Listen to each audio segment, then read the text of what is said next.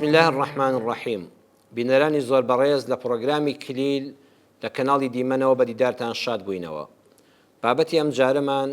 بە ناونیشانی گرفتەکانی ژیان دەرەنجامی چین.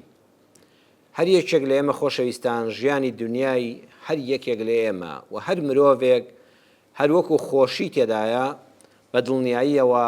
ناڕەحەتی زۆریشی تێدایە. بەڵام ئایا ناڕەحەتیەکانمان، شکستەکانمان،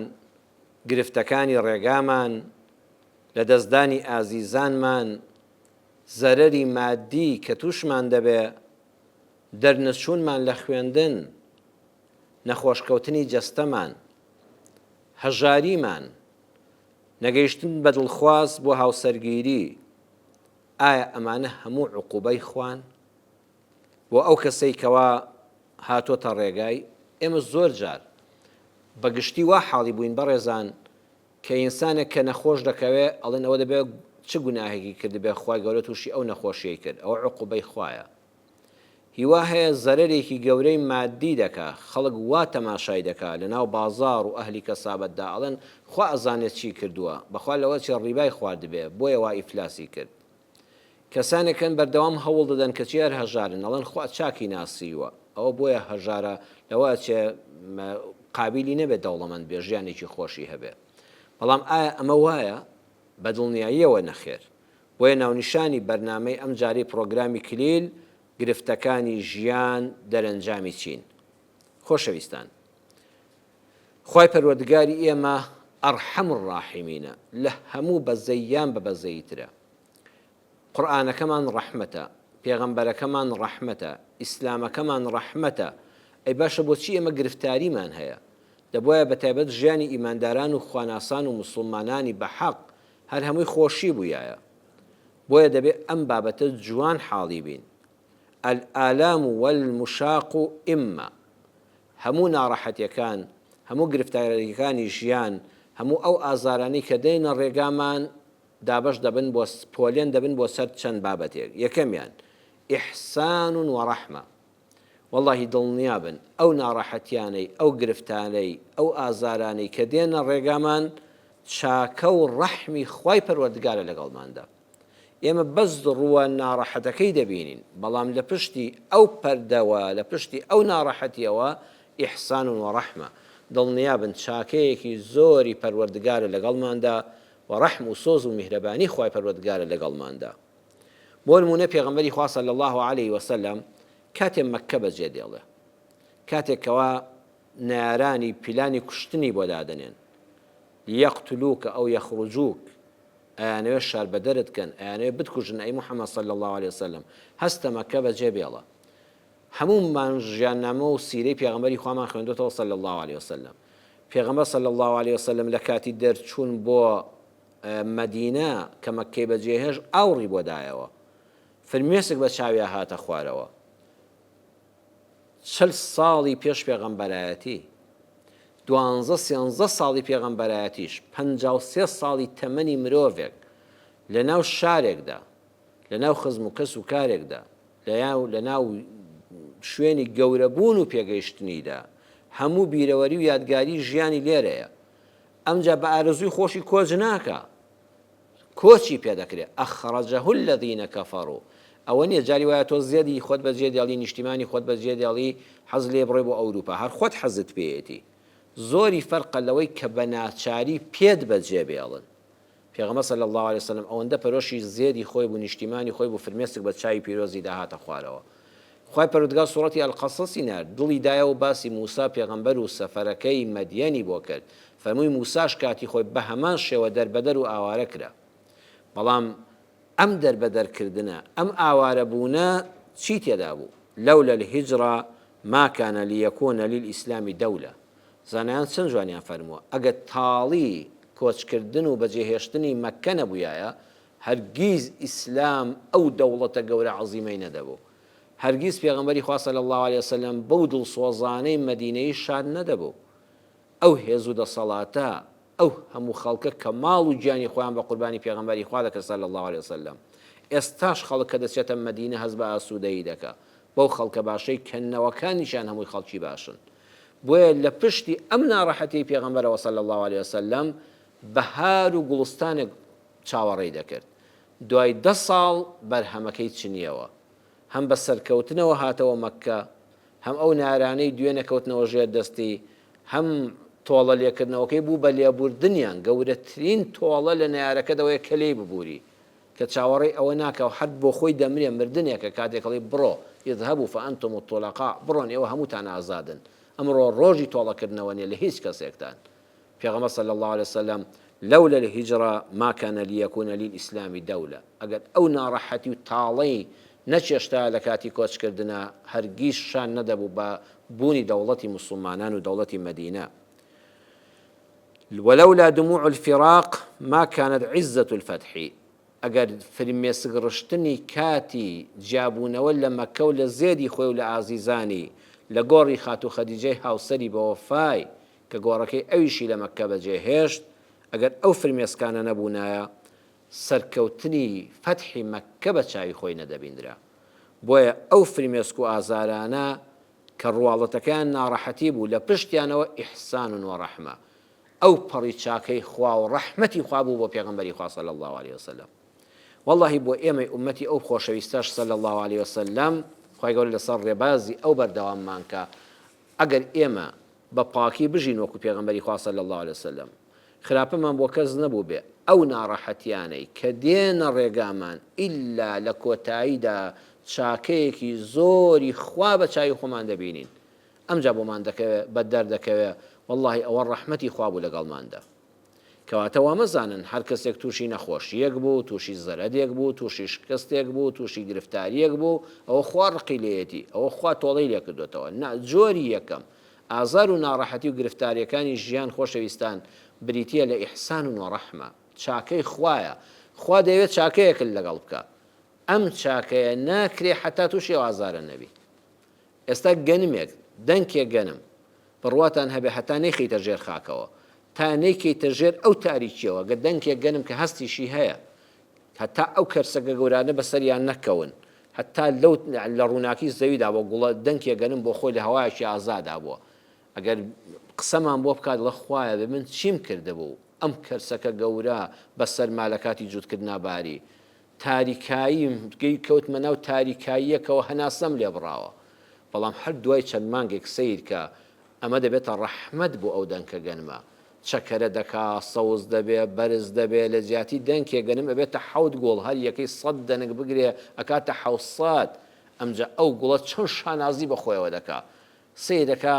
ئەم تاریکی ژێرزەویە بۆ من بوو بەو بەهارستانە، ئێستا هەموو خەڵک دەستم بەسەرادێنێ هەموو شانازی بە بوونی خۆمەوە دەکەم، بەخوا هەر یەکیش لە ئێمە ڕۆژگارێک ئەبێ بکەوێتە تاریکێکەوە. بەڵام ئەو تاریکە وەکو دەنکە گەنمەکە وایە بیزە بەدوایە، وەکو تاریکەکە دەکەوێت ژێر تاریکێکەوە هەر ئارامیەک بگرە و پەیوەندی خۆل لەگەڵ خوا بەهێزکە و ڕوو لە خوا بە و وەکو دەنکە گەنمەکە چاوەڕێ ڕەحمەتی بارەکەتی ئاسمان بەسەر تا بارێ بارانت بۆ دەبارێ، ڕۆژە شانازی بە خۆتەوە دەکەی، تۆ بەتەنیا نامێنیتەوە. ئەمجا هەز دەکەی ئەگەر بێت و ئەو تاریکەی ژێر زەوی نەبوویایە ئەو باڵا بەرزە لەسەر زەویدا نەدەبوو. دووەمیان عەدل و حیکمە، ئەو ناڕەحەتی کەوا دێتە ڕێگات ئەوەش عەدلە، ئەوەش دادپەروەری خوایە، ئەوەش حیکمەتێکی تێدایە. بەس دوو گوناه هەیە، دوو گوناه هەیە زۆر لێیان پترسە، تەنها دوو تاوان لەم دنیادا بە عەدلی خوا بە حیکمەت و کاربەجێیی خوا سزاکەیان وەردەگری. هەر کەسێ ئەم دوو تاوانی تێدا بێ ڕەبی خوا لە هەردووکیان بامپارێزی، دڵنیا بە ناگەیەنی قیامەت. ئەم دنیاە یەکسەر خوا نیشانت دەداتەوە، چەندت کردبێ، چەندە ئازارەکەت بە بەرامبەرگیان بێ، یەکسەر بۆشت دێتەوە. پێغەمبەری خوا صلی الله عليه وسلم لە فەرمودەیەکە کە ئیمام ئەحمەد ڕیواەتی کردو، ئیمامی طەبەرانی ڕیواەتی کردو و شێخ ئەلبانی لە صەحیحە و لە صەحیحی جامیعیشا دەفەرمێ صەحیحە دەفەرمێ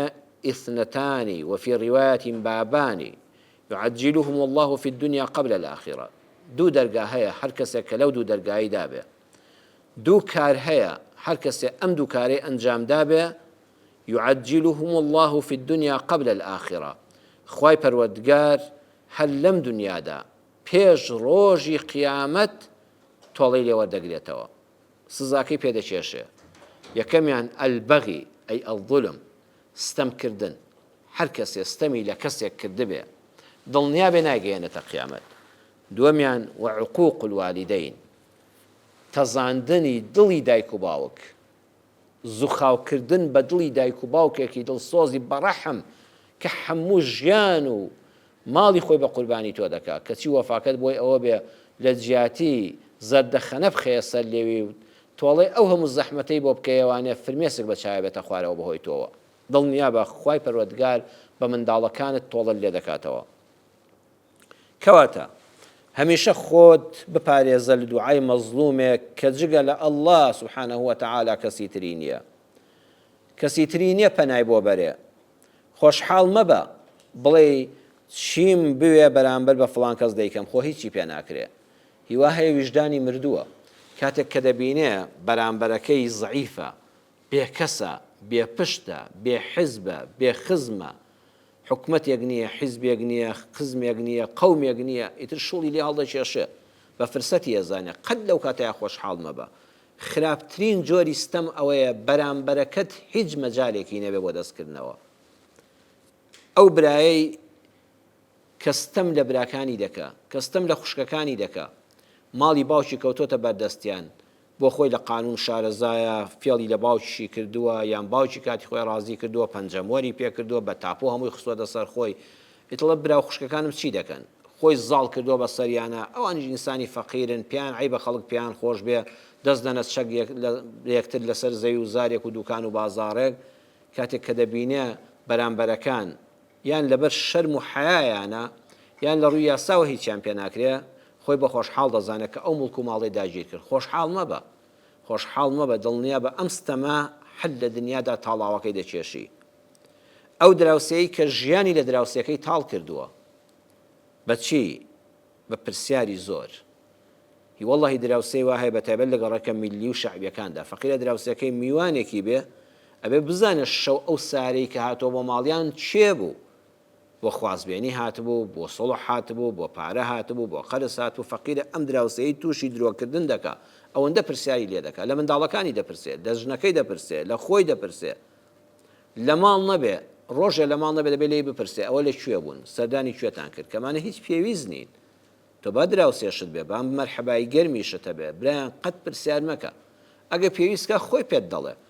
ئەگە خۆی ئەوەندە متمانی پێت دەڵێ فڵان کەس لەوە چێ بڕۆم بۆ سەفەر ئەگەر لە ماڵەکەم بێت 2 ڕۆژم پێ دەچێت. کاتێک کە فەقیرە بە دزیەوە دەڕوا، پێویست ناکە تۆ کە هاتەوە بزانی داخۆ لە چ شوێنێک بۆ و سەفەری کوێی کردووە و چی کردووە و میوانێک دێ هەموو ماڵک حرەمی خۆی هەیە. پێویست ناکە دراوسێکە لێی بپرسێ، ژنەی دراوسێکە ملی ژنەکەی بگرێت کابرا لە مزگەوت تا دوێنە شەو میوانتانە بۆ ئەوە چێ بوو. من ئەوانم بە چاوی خۆم بینیوە، لە گوندا مەلایەتیم کردووە، لە گەڕەکی شەعبیدا ژیاوم، وەڵڵا جار هەیە ناچارت دەکات. ئەمە تۆ زوڵمت لەو دراوسەیەت کرد، ژیانت لێ تاڵ کرد، فەقیرە خەریکە خانۆکەی دەفرۆشێ بڕوا بۆ شوێنێکی تر لەبەر پرسیارە زۆرەکانت، لەبەر چاوتێبڕینت لە ماڵت، لەبەر چاوپیسیت، لە حەسوودیت. هەروەها بار هەڵگری گەورەت هەیە تانکەرێکی هەیە، ئەو بۆنە ناخۆشە، هەیە تڕێلەیەکی هەیە دەیهێنە لەبەر دەمی خۆی و ماڵی دراوسێ و دراوسێکەش دەگرێ. کابرا فەقیر نازانێت ئۆتۆمبیلەکەی خۆی لەکوێین کە جار نیوە شەو هەڵی دەکات سعاتێک تا سیارە گەرم دەبێت تا لە زستاندا ئەو خانۆ دەلەرێتەوە. دەنگێکی ناخۆش بۆنی دوو کەڵ بۆنی نەوتی ڕەش بەسەر ئەم خەڵکەیە دەڕوە. یاخۆ حکومەتی ئێمەش لە لوتکەی گەندەڵیدایە بڵێ کاکە جانەوە مافی ئەوە نییە تۆ بار هەڵگر بێنی لە ناو ماڵاندا ڕایگری، تۆ بار هەڵگرت هەیە ئەبێت لە دەرەوەی شارە شوێنێکت بۆ دابین بکرێ، یان بە ئۆتۆمبیلێکی تایبەتی خۆت وەرەوە یان تەکسێک بکرێ بگرێ، ئەمە هێنە ناو ماڵەکانەوە. ئەو دراوسیانش دەکرێت بچن شەڕ بکەن، ئەکرێت خۆشکاتیش بکەن، حکومەتی گەندەڵ جوابن ناداتەوە. ئالەم کاتەدا سەیەکی ئەم دراوسەیە تەنگی بەم دراوسەیە هەڵچنیوە. کاتێک کە پیاوێکی بە شەرمە، پیاوێکی بە ئابڕۆک و جەنابتان دەنگ ناکە، ئەم شوڵی لێ هەڵکێشاوە زۆر مرتاحە، بەڵام دڵنیا بە باجەکەی دەدەی. لە ڕێگادا تووشی کارەساتێک دەبی، ئەوەی چەند ساڵە پەیدات کردو هەمووی دادەنیتەوە، تووشی دەستماچکردنی خەڵک دەبی. ئەو کەسەی کە بوختانێکی بۆ کراوە، ئەمڕۆکانە بازاڕی فەیسبوک و تۆڕی کۆمەڵایەتی قسەیەک بۆ کەسێک فڕێ دەدرێت، بەخوا تۆ نە بە چاوی خۆت هیچت بینیوە، نە بە گوێی خۆت هیچت بیستووە، وەڵی نە فڵان کەس سەفەرت لەگەڵ کردووە، نە دراوسێت بووە، لە مامەڵت لەگەڵا کردووە، نە لە نزیکەوە نانێکتان بەیەکەوە خواردووە. کەسێکی بوختانچی پەیجێکی سێبەر بەکرێ گیراوێک دڵە فڵان کەس بوختانێکی بۆ فڕێ دەدا، بۆ ئافرەتێک بێ، بۆ پیاوێکی کەسایەتی بێ، تۆش یەکسەر لە ماڵەوە لایکێک و کۆمنتە نازانم چێ پێیدا دەکەی، تۆ بەشداری ئەو ستەمەت کرد، تۆ بۆ خۆت هیچ نەدیوە، ئاگال لە هیچ شتێک نییە. دڵنیا بە باجەکەی دەدەیت بە ئەندازەیەوە جاریەوە کۆمنتێکی درێژ نووسیەوە تۆش کۆمەڵک قسەی ناشرینت پێوتووە بەبێ ئەوەی کە تۆ هیچت بینی بێ بەبێ ئەوەی بزانانی داخۆمە بوختانێکە بۆ فڵان کەس دەکرێت باشە من بۆ خۆم بخەمە ئەو زەلکاوە ئەو پیساوە بۆ خۆم پیسکەم کاتێککە جلوبەرگەکەم دەروونم خاوێنە وڵی سیرەکەی هەر لە خۆ هەناڕەحەتی لە ماڵەوە دانیشتی بەبێەوەی هیچ عیبت هەبێ الحەمدولای جیفانت گەرمە کێشەل لەگەڵ خەڵکانێکەسی لە خۆ دڵتەنگی ئەوە هی ئەو لایکێ هی ئەو کۆمنتەیە کە تۆ پشتیوانی بوختانچیەکەت کرد هەر لە دنیادا هەر ساد بۆ ساد خی گەورە تۆڵە لێ دەکاتەوە ئەو کاتێکەوە تۆ خەوتووی مەزلوم دوعا دەکا خی پەروەردگار باسی نوح پێغەمبەر دەکات دەفەرمێ فدعا ربه أني مغلوب فانتصر فەرمووی پەروەردگارە والله من شکستم خوای بەرامبەر بەو قەومە نەفامە 950 ساڵە بانگیان دەکەم بۆ لای خی پەروەردگار بۆ یەکتاپەرستی واسێنان لە بتپەرستی لە خراپەکاری لە ستەمکردن لە یەکتر یا ڕەبی خوا پەلامارم دەدەن پێم دەڵێن پێم دەڵێن شێتی لە وشکانیە کەشتی دروست دەکەی خوا تو ئاگال لێ من بە فەرمانی تۆ دروستیەکەم ئەوانە بە شێتم دەزانن خێزانی خۆم گاڵتەم پێ دەکا ئەنی مەغلوبون خوایە شکستم خواردووە فەنتەسیر خوایە بێ بە هەناو هاوارمەوە ئەی مەزلوم ئەم دوعای نوح پێغەمبەر بکە ربی ئینی مەغلوب فەنتەسیر خوایە فڵان کەس زۆری بۆ هێناوم ستەمم لێ دەکا خوایە تۆڵەم بۆ وەرگرە خوایە سرم خە جا سەیری وردی قورئان کەن دەفەرمێ ففتحنا أبواب السماء بماء منهمر هەر نوح ئەوەندە بە کوڵ لە خوا پاڕایەوە تین بۆ دڵی هاتبوو خوا دەفەرمێ هەموو دەرگای ئاسمانەکانمان کردەوە ئاو بە خوڕدا باری یەکسەر لافاو هەستە وەڵی کاتێکیش کە تۆ بە دڵ هانا بۆ خوا دەبەی کە واقعەن تۆش مەزلومی ستەمکارنی وا خۆی ستەمکارە ستەمکاریشکەی بۆ هاتووە زاڵم زەواڵی بۆ هاتووە بەڵام تۆ واقعەن بۆ خۆت فعلەن بۆ خۆت بە کردار ستەم لێکراوی و خراپەت بۆ خەڵک نەبووە دوعا بکە ففتحنا أبواب السماء دڵنیا بە خوای گەورە دەرگای ئاسمانەکانیش بۆ تۆ دەکاتەوە ئەبوو جەعفەری بەرمەکی لەگەڵ باوکیان لە زینداندا بەیەکەوە بوون باوکی ئەبوو جەعفەری بەرمەکی دەسەڵاتدارێکی گەورە بوو حاکمێکی زۆر گەورە و دەسەڵاتدار بوو میلەت لێ ڕاپەڕی تەقیەوە پێیدا ئیتر ستەمەکەی گەیشتە لووتکەوەکو چۆن کوردی ئێمە خواروی عێراق بە ڕژێمی دیکتاتۆریدا تەقینەوە لەگەڵ کوڕەکانی هەریەکە ڕایان کە دەکونێکەوە ئەبوو جەعفەری بەرمەکی و باوکی کە حاکمی وڵات بوو کە خەڵک پیاندا تەقیەوە وەکو مەنجەڵی بوخار ئیتر هەر سەرکوتی دەکردن هەر ئازادی خوازانی لە زیندان قایم دەکرد هەر حەقبێژانی دەمدا دەخست هەرچی نەیاری بوویایە سەرکوتی دەکرد و لە زیندان و ئیعدام و ئەوانە بوو هەمووی کوشتن ئاخری ستەمەکەی گەیشتە لووتکە و خەڵک پیا تەقیەوە و لە زیندانە خۆی بینیەوە ئەبوو جەعفەری بەرمەکی بە باوکی وتی باوکە زۆر سەیرە دوای ئەو هەموو دەسەڵاتەی کە هەمان بوو بە هەزاران چەکدارمان لە دەور بوو ئەو هەموو جاسووسەمان لەناو هەموو ماڵێکە جاسووسمان هەبوو کەس نەیوێرە لای ماڵ و منداڵی خۆی قسە بکا بۆ ئێمە دەهاتەوە ئەو هەموو پارەیەمان هەبوو ئەم هەموو زێڕ و زیوە لە بەردەستماندا بوو بە یەک ئیمزا دەمانتوانی شارێک وێرانکەین بە یەک ئیمزای تۆ باوکە سەدان خەڵک سەریان لە لاشەیان زیاد دەکرا و ئیعدام دەکران کەچی باوکە سەیرە ئێستا ئەوە تا من و تۆ لەو لووتکەی دەسەڵاتەوە ئەبێت لەبەر ئەو زیندانەوانە لەبەر ئەو پاسەوانە پاڕێنەوە نانێکمان بداتێ چۆڕێ ئاومان بداتێ لەم ژوورە تاریکە بچووکە لەم بۆگەنە خزاوێنراوین باوکی ئەمجا بە ئاگا هاتووەوەتی ڕۆڵە گیان ئەوە نزای ستەم لێکراوانە غەفەلنا عنها وەلەم یەغفر الله عنها ئێمە لێ بێ ئاگا بووین ئێمەمان دەزانی هەموو شتێک بەس بە هێزی چەک سەرکوت دەکرێت بەڵام دەیان خەڵکی وەکو ئێمە ئێستا لەم زیندانەدا کە بەناحەق گرتبوومان چەندی دوعا کردو خوا بێ بە هاوارمەوە ئەم زاڵمە لە کۆڵکەیتەوە بەڵام ئێمە حیسابمان بۆ ئەو دوعای مەزلومانە نەدەکرد بەڵام خوا لە دوعای مەزلومەکان بێ ئاگا نەبوو دەبووە ڕۆڵی جا من کاتی خۆی ئاگام لێ بوویایە ئەوە نەمهێشتا خەڵک دوعای شەڕم لێ بکە عەدالەتم کردایە بەڵام تازە لە دەستم دەرچوو ئەوە بەرهەمی ستەمی خۆمان ڕۆڵی جیانستا لەم شوێنەدایە یەکتر دەبینینەوانێ و بەبێ نازی سەردەنینەوە بەڵێ خوای گەورە بە عەدل و حیکمەت هەر لە دنیادا یەکەم تاوان کە تۆڵە لێ دەکاتەوە ستەمکردنە دووەمیان و عقوق الوالیدەین ئەو کەسێکەوە لە جیاتی دڵخۆشکردنی دایک و باوکێک باوک و دایکێک کە ئەو پڕی چاکەی لەگەڵا کردووی کەچی تۆ لە کاتی دەسەڵاتە کە ئەو پیر بووە بە ساڵات چووە پێویستی بە تۆیە فرمێسک لە چاوی بێنی بزانی دڵی بە چی ناڕەحەت دەبێ بەوە ئازاری بدەیت بڕواتان هەبێ ئەمەش نایگەیەنێ قیامەت هەر لە دنیادا خوا بە منداڵەکانی خۆت تۆڵە لێ دەکاتەوە ئەمە لاپەڕەیەکە لەگەڵ دایک و باوکتا خۆت دەینووسیەوە جا حەز دەکەی چی لێ بنووسی بۆ خۆتی بنووسە بەختەوەریت دەوێ منداڵی ساڵحت دەوێ گوێڕایاڵت دەوێ ڕزق و ڕۆزی فراوانت دەوێت چت دەوێ خۆت بینووسە برام بەچی دەینووسی بۆی لەگەڵ دایک و باوکتا دەیکەی چی خراپەشت بۆ خۆت دەوێت بە دەستخەتی خۆت بینووسە بۆی کە لەگەڵ دایک و باوکتا بیکە دوو تاوان هەن خوای گەورە بە عەدل و حیکمەتی خۆی هەر لە دنیادا تۆڵە لە تاوانکار دەستێنێ ئەمە عقوبەیە ئەم دوانەی لێ دەرکە ئەوەی تری عقوبە نین ئەو نەهامەتیانی کە دێنە ڕێگامان یەکەمیان ستەم دووەمیان عقوق الوالیدین ئازاردانی دڵی دایک و باوک شێخ محەممەد حەسان لە کتێبی ئەحداث النهاية ونهاية العالم لە لاپەڕەی 250دا أفرمي لقد رأيت بعيني في ميدان عام أناسا مجتمعة في حالة ضوضاء لمصر بوم لقاهدة دفرمي بمدو تشاواني خون بينيم يعني أما نقل خلق بيستبه شيخ محمد حسان لكتابي أحداث النهاية ونهاية العالم للا بريدو صوبا زاد والله بمدو تشاوي خون بينيم لقاهرة لنا وندي الشار دا خلق قلب ودنگ دنگ و جاو دروز بوبو خلق يكي زور لشوينك لسر كس يك بابو بونوا من جوگ ئەو خەڵکە نزیک بوومەوە چووم تەماشا دەکەم پیرە پیاوێک دەگریا پیرە پیاوێکی ڕیشسپی سەرسپی زەلیل داما و لەسەر قامەکە لەسەر شۆستەکە دانیشتۆ دەگریا خەڵکەکەش دەوریان داوە وتم ئەوە چییە ئەو پیاوە کێشەی چییە بۆ وا دەگریا و ئەو خەڵکە ئەم دەنگە چییە وتیان جەنابی مامۆستا ئەو کوڕە گەنجە ها کوڕەکەشی لەولاوە دانیشتووە ئەو کوڕی ئەو پیاوەیە والله فریای کەوتین ئەینە هەر باوکی دەکوژ لە سەد دەم و چاو باوکی لەسەر ئەو قیلە ڕادەکێشە ئەڵێ منیش وتم ئەی باشە کەسێک نەبوو جوان تەمبێی کە لێی بدا تەلەفۆن بۆ پۆلیس بۆ ئاسایش بکەن بێن بیگرن ئەم نامەردە کە ئاوا سوکایەتی بە باوکی کردووە ئەڵێ باوکە بە تەمەنەکە کە هەموو سەر و چای بوو بە خوێن و زۆر بە زەلیلی لەسەر جادە ڕاکێشرا بوو وتی مامۆستا تخوا وازی لێ بێنن تخوا تەلەفۆن بۆ پۆلیس مەکەن تەلەفۆن بۆ ئاسایش مەکەن تخوا بەگرتی مەدەن تخوا کەس لێی نەدا هذا دەین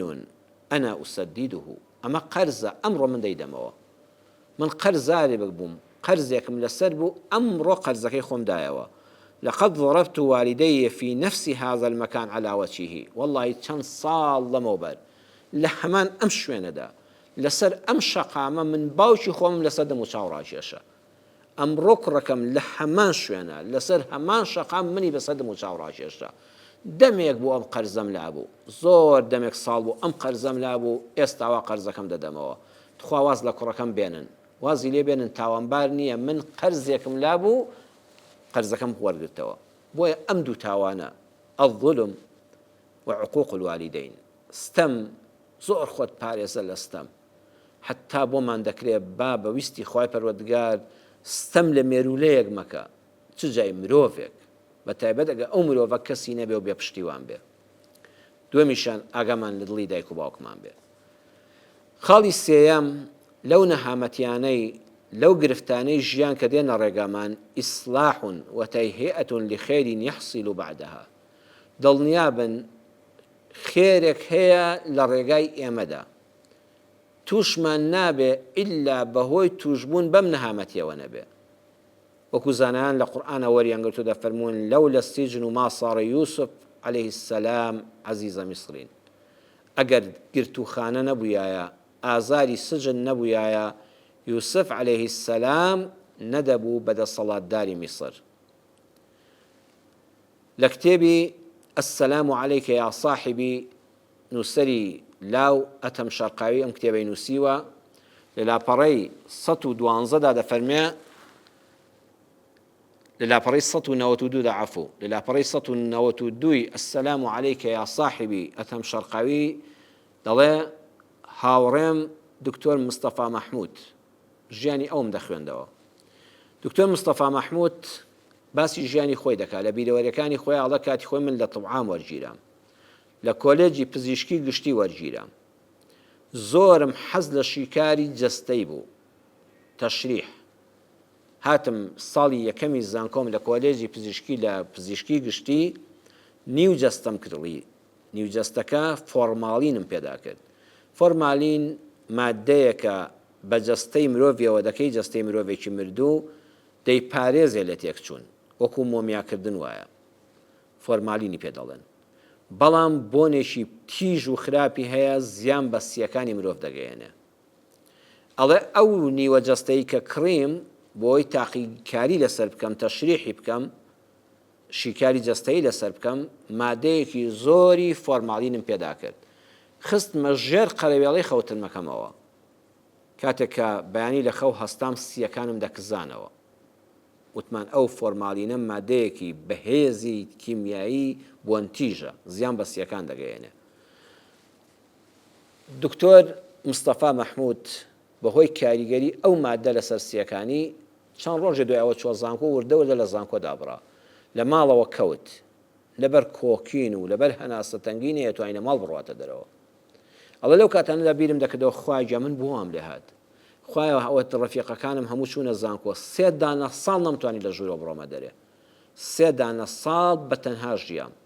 هەموو هاوڕەکانم کۆلێجی پزیشکیان تەواو کرد بوونە پزیشک و بوونە دکتۆر من دوای 3 ساڵ ئەم جاستیەکانم چاک بوونەوە و دەستم کردەوە لە قۆناغی یەکی زانکۆ لە کۆلێجی پزیشکی دەستم پێ کردەوە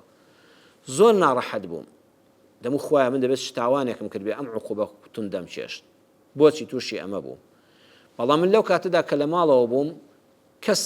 نەیدەتوانی لێم نزیک بێتەوە چکە سیەکانم بۆنی ناخۆشیان لێ دەهات بەس ئەوانەی کە لێم نزیک بوون کە سوکار دەموت کتێبم بۆ بێنن لە ماوەی ئەو 3 ساڵەدا لەبەر بێ دەرەتانی خۆم کەسێک نەبوو قسەیەکی لەگەڵ بکەم بچمە شوێنێک بچمە زانکۆیەک بچمە سەردانێک کەسێ میوانداری بکەم کەسێ لەگەڵ مادانیشێ دەستم کرد بە کتێب خوێندنەوە لە ماوەی ئەو 3 ساڵەدا زیاتر لە 4000 کتێبم خوێندەوە دوای تەوەری کە خوا شیفای دام و چاک بوومەوە چوومە زانکۆ کۆلێجی پزیشکیشم تەواو کرد بوومە دکتۆر لە دوایدا بۆم دەرکەوت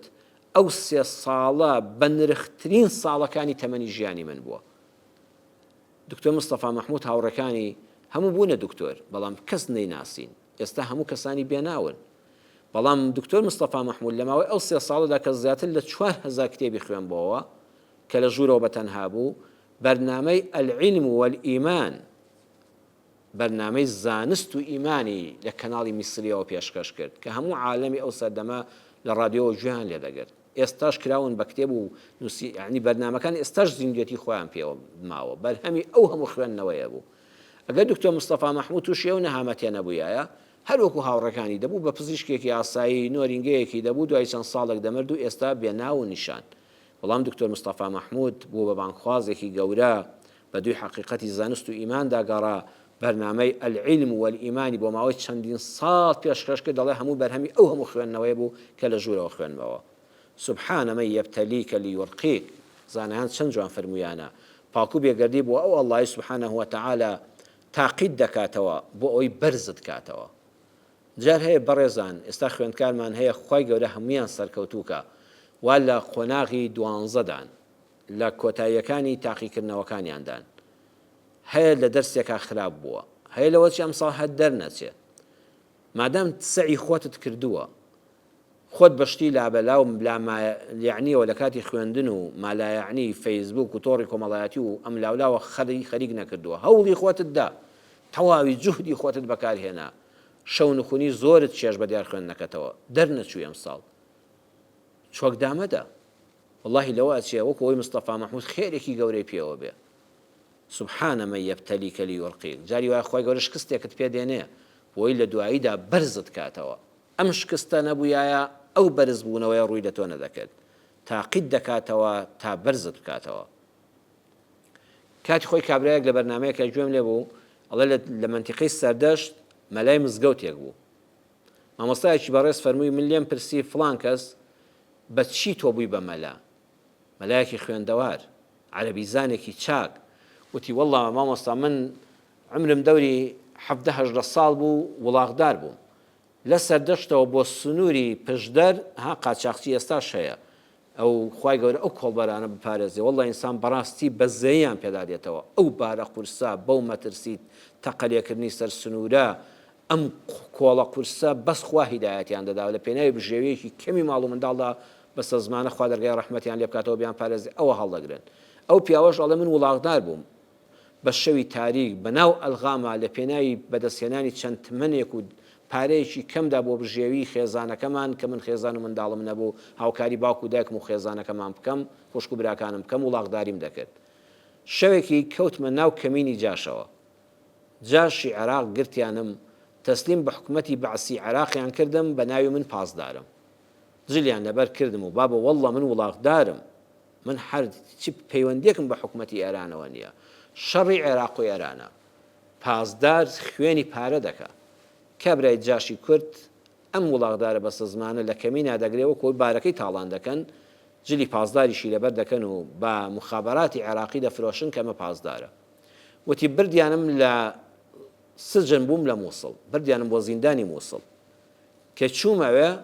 هەمووی عەرەبە، ئەوێش لەوێ ئەحزابی معارەزەی عێراقی هەر یەکە لەسەر شتێک گیراوە، بەڵام تووشی کۆمەڵە خەڵکێک بووم کە حکم درام بە زیندانی هەتاهەتایی. من پاسداری ئێرانیم و هاتووم سنوورم بەزاندۆ بۆ جاسووسی هاتووم، حکم درام بە زیندانی هەتاهەتایی لەوێ تووشی خەڵکانێک بووم، خەڵکی نوێش خوێن، موسڵمان، قورئان خوێن، ئێتر ناچار بە ئاماژە بێ و بە هەرچی بێ من کەوتمە قسە لەگەڵیاندا. سەرەتا فێری پیتەکانیان کردم، چاوم کرایەوە فێری پیتەکان بووم، پیتەکانم دەخوێن. دوای فێری وشە بووم، لە دوایدا فێری قورئان بووم. 8 دانە ساڵی ڕێک لە 80 تا 88 89 من لە زیندان ئامامەوە. هەموو علومی مەلایەتیم لای ئەوانە خوێند، علومی حەدیث، علومی تەفسیری قورئان، شەرع، کە هاتمە دەرەوە مەلایەکی تەواو بوو. بە نەخوێندەواری ڕۆیشتم لە وەڵاغداریەوە، بە خوێندەواری بە مەلایەتی هاتمە دەرەوە لە زیندان. کاتێک کە ساڵی 88 کۆتاییەکەی مانجی 8 عێراق و ئێران جەنگەکە کۆتایی پێهات بڕیاری گۆڕینەوەی دیلەکانی جەنگیاندا. من بە پاسدار حیساب کرابووم لە ڕێی خاچی سووری نێودەوڵەتی ئەوانەوە نامم بۆ کەسوکارم دەنەگوایە من پاسدارم ژیراوم، ئاڵوگۆڕ پێکرام لەگەڵ دیلەکانی ئێراندا من چوومەوە نیشتیمانی خۆم. بەڵام کە چوومەوە بوومە مەلای ئەم گوندە و مەنتیقەی خۆمان و بە احترام و بە ڕێزەوە. ئەو کاتێک کە گیرام خۆم بە بێبەختترین مرۆڤی سەرزەوی دەزانیت، چه عەزابێکم چێش لە زیندانی ئەو زاڵمانەی عێراقدا مخابەراتدا. بەڵام لە دواییدا بۆم دەرکەوت ڕەحمەتی خوای پەروەردگار بوو. ئەبوایە حتا ماوم بەدووی و بڵاخەوە ڕام کردای و قاچم درێژ ببوویایە و پام ببوویایەوە بەدووی چەند تمەنێکی کەمە. ئێستا معەزەز مکەڕەم خوێندەوار ئەلحەمدولیلا ڕوو لە دین، جاران هەر نوێژیشم نەدەکرد. ئێستا ئیمامەتی و خوتبە بۆ مسلمانان دەکەم، قورئانم هەمووی خوێند، حەدیثەکانی پێغەمبەرم خوێن صلی الله علیه وسلم، علومی شەرعیم خوێن. بەڕێزان جاری وایە خوای پەروەردگار تووشی تاقیکردنەوەیەکت دەکا بۆی بەرزت کاتەوە. دیارە ئەو کەسە ناخی پاک بووە، دوعای دایک و باوک، دوعای مسلمانان، چاکەکاری و نێتی پاکی خۆی. چوارەمیان ئاخر خاڵ لدفع ألم هو أصعب منها، خوا تووشی گرفتاریەکت دەکا بۆی لە گرفتارێکی گەورەتر ڕزگارت کە. هەمومان سوڕەتی کەهف دەخوێنینەوە کاتێکەوە کەسێک کە شتەکەی کون دەکرێت لەلایەن خضرەوە بە هاوڕێیەتی موسا سەلامی خۆیان لەسەر بێ، کاتێک کە ڕەخنەی لێ دەگرێت موسا دەڵێ بۆچی ئەو کە شتێت کون کرد، دەڵێ وەکانە وەڕاءەه مەلیک یەأخذ كل سەفینەة غەصبا. خۆ کابرای کەشتیوان بڕواتان هەبێت تا مردن ئەو حەقیقەتەی نەزانیوە، هەر ناڕەحەت بووە، خوایە کەشتەکەم بۆ ئەم کونەی تێبوو. 3-4 ڕۆژ لە ئیش و کار بووم، لە نەفەر گواستنەوەی ناو دەریا بووم تا چون کونەکەم چاکردەوە، کەشتەکەم عیبدار بوو، لە نرخیدا بەزی. خوا تووشی ئەوەی ناڕەحەتەی کرد، چونکە ئەگەر بێت و ساغ بوویایە هەر لەبەر دەمیا پاشای زاڵمی ستەمکار کە چاوی لە قوت و نانی خەڵکەوە بوو دەگەڕا هەر کەشتیەک ساغ بوویە دەستی بەسەرا دەگرت و بۆ خۆی دەیبرد. کاتێک پیاوەکانی استخبارات و ئەمنەکانی سەیریان کرد، وەڵامە کونە ئەمە ئاو هاتۆتە ناویەوە، ئەمە درزی تێبووە، ئەمە قەڵشی داوە، ئەمە بە عەمەل نایە، وتیان بابە بڕۆ ئەمە بە کەڵک نایە، ئەم داشقەیە. ساغ بوویە لەو شوێنە دەگیرە، خوا تووشی ئەو ناڕەحەتەی کرد بۆی لەو بەڵا گەورە ڕزگاری بێ. سوڕەتی کەهف بە هەموو شێوەکانیەوە پێمان دەڵێ إن الله سبحانه وتعالى يبتلي بالصغيرة لينجي من الكبيرة. خوای گەورە جاری وایە گرفتارێکی بچووکە دێنێتە ڕێگا بۆ ئەوەی لە بەڵایەکی زۆر گەورە ڕزگارت کە. بۆیە هەر کاتێک کە تووشی ناڕەحەتی بووی بڵێ یا ڕەبی خوای پەروەردگار بە باشتر قەرەبوون بۆ بکەیتەوە. ومێدەوارم کە ئینشاءڵڵا گەشتبین بین بە ژیان و خوا نەخواستە لە ژیانی خۆمان دەگە تووشی گرفتاری بووین، خوا بمان پارێزێ لە گرفتاریەکان، خوا گەورە عافیەتمان پێ ببەخشێ، تاقیمان نکاتەوە بە ناڕەحەتی، ژیانمان خۆشکە بۆ خۆمان ئەگەر لێمان بەسەر هاتی یان خوا نەخواستە خەڵکانی ترمان بینی یەکسەر پەنجەی تۆمەت بۆ خۆمان یان بۆ خەڵکانی تەڕانە شێشین کە ئەمە خواڕقی لێیەتی، خوا عقوبەی داوە، ئەبێ کەسێکی خراپەکار بێ، پیاوێکی خراپ بێ، کچێک و کوڕێک و ژنێکی خراپ بێ، نەخێر. ئەگەر یەک حاڵەتیان هی عقوبەیە ئەویش تەنها بریتیە لە ستەمکردن و لە ئازاردانی دڵی دایک و باوک و ڕەنجاندنی دڵی دایک و باوک، سیانەکەی تری بریتە لە فەزڵ و ڕەحمەتی خوای پەروەردگار یان لە بەڵایەکی گەورەتر لای داوی بەهۆی ئەم بچووکەوە یان دەیەوێ وەکو دەنکە گەنمەکەی ناو زەوی ماوەیەک لە ژێر تاریکی دابی بۆەوەی بس باڵا بکەی و لە جیاتی یەک دەنک ببی بە 600 و بەرهەمی زیادت هەبێ و شانازی بەخۆتەوە بکەی یان خوای پەروەردگار مەسافەیەک داد دەبڕێ بۆی لە ئەنجامە خێرێکی زۆر گەورە بۆ خۆت و بۆ کۆمەڵگاکەت لە تۆوە بەرهەم بێ هەمیشە داوا بکەین لە خوای پەروەردگاری ئەرحەم الڕاحیمین خوای کاربەجێ خوای میهرەبان کە چاکە بێنێتە ڕێگەی خۆمان باوکو دایکمان ماڵ و منداڵمان ئێمەش دوعای خێرمان هەیە بۆ جەنابتان بینەرانی پرۆگرامی کلی لە کەناڵی دیمان خۆی پاگەورە پاداشتی ئەو برایانەش داتەوە کە لە ئامادەکردنی ئەم پرۆگرامە و ئەم بەرنمەیەدا هاوکار و ماندوو بوون تا پرۆگرامێکی تر هەمووتان بە پەروەردگار دەسپێرم وەسەلام عەلەیکم وەڕەحمەت الله وبەڕەکاتوه